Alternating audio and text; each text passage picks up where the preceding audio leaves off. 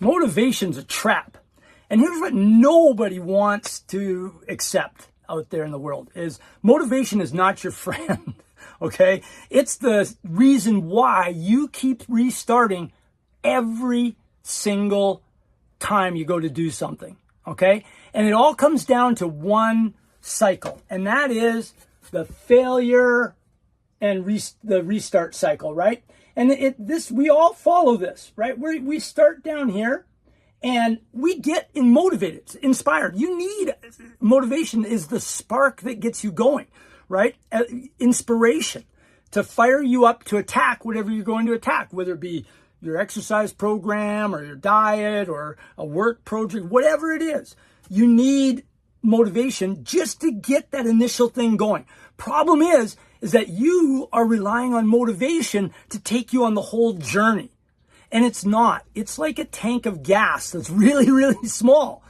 It runs out in like days, hours sometimes. And then you're searching around for another book, another video, another guru, another potion to make you more motivated. Well, it won't. And because once you start something, now you're in the action of doing. And motivation has nothing to do with that. So the more you read, you won't get fired up for it. It only helps you with something new, right? When you want to start something new, in being inspired and motivated helps you take off and get it done. So that's the motivation cycle. Now, as we go up the motivation cycle, as we move up to where our first turnaround is, that's where I like to call it becomes work, right? Maybe it's 2 days in, 3 days in, a week, 2 weeks in. You've been going along pretty good, really going hard at it, and then it just starts to tail off a bit. It becomes work. And we know after a little while, work is not fun. So right away, we quit. Maybe we miss the day and we say, oh, I'll pick it back up tomorrow. And you don't. Tomorrow becomes next week becomes next month. Gone. New goal, new restart, new thing, right? Maybe you missed a day on your diet, or you had a bad food day and you go, fine, that's it. I'm done. And you whip on down to the corner store, buy yourself a 12-pound bag of M&Ms and a Coke and go to town, right? You have to stop thinking that motivation is going to be your engine to get there. Now, it runs out. So what's the fix? Well, the fix has to come right at the start, right after motivation takes place. You need to put into place standards. Now, standards are what keep you driving on because they build to discipline when you adhere to the standards. So what kind of standards should I make, Andy? Well, that's a good question. You should make a standard that fits your worst day. You know, if your goal, maybe you were going to do your first 10K or 5K run, and your goal was to run, a mile or 2 or 3Ks or 4Ks every single day.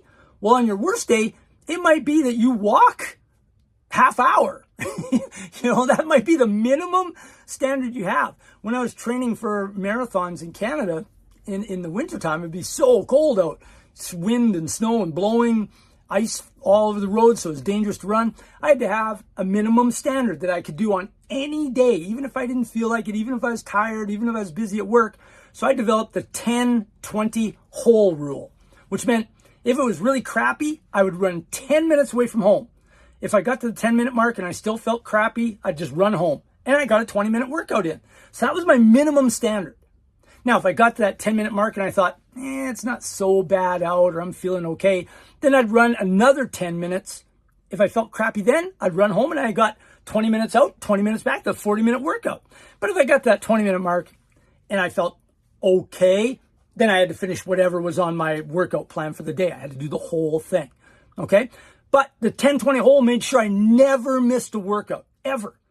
No matter how crappy I felt, I could definitely do 10 minutes out and 10 minutes back, okay? So you need to develop your standard, whatever that is, okay? Develop that standard for your worst day ever. Now, every time you meet that standard, that's a win. And that is where discipline is developed. Discipline is built by winning, by having those little achievements. You know, in some of my previous videos, you've heard me talk about catching the raindrops to create a flood, a momentum of achievement. Raindrops are achievement. A flood is just a collection of raindrops. We want to create that momentum. That's what discipline is. When we win enough times by making our standard, meeting or beating it, then we develop discipline. And now that starts to become our identity. You know, you become the person that doesn't miss, the person that always completes their workout. Whatever it is, the person that always has their work in on time, never is late with an assignment, whatever it is, whatever your minimum is, that's going to become your identity. Once that happens, now you've got fuel for the fire. So you got the initial spark from motivation, being inspired, but then you got to build a fire, right, to get there. So what's the solution? Well, good question. First, pick a goal and get inspired, right? Pick a goal, one that stretches you. See, goals have to have two parts, right? They have to be so tasty. You want it so bad that you're going to get up every morning because you want it. You want it. And it has to be pretty scary, like almost out of your reach. That's what makes a great goal. Something you want so bad, but it's almost out of your reach. Then you set your standards, okay? So get inspired for your goal. Start taking action towards it right away, because why wait? Start right now. You know, I always tell people, why wait to do your exercise program till tomorrow? Drop down, do 5 push-ups today. Do 4 chair squats. Go put your junk food away in a different cupboard so you can't get at it, whatever it is.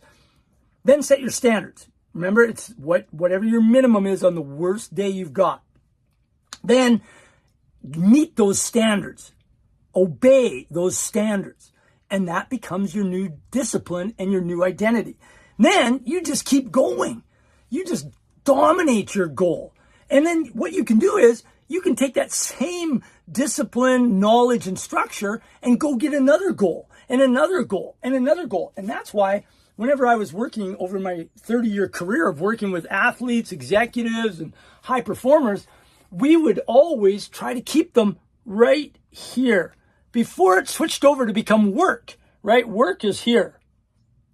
And that usually leads to failure.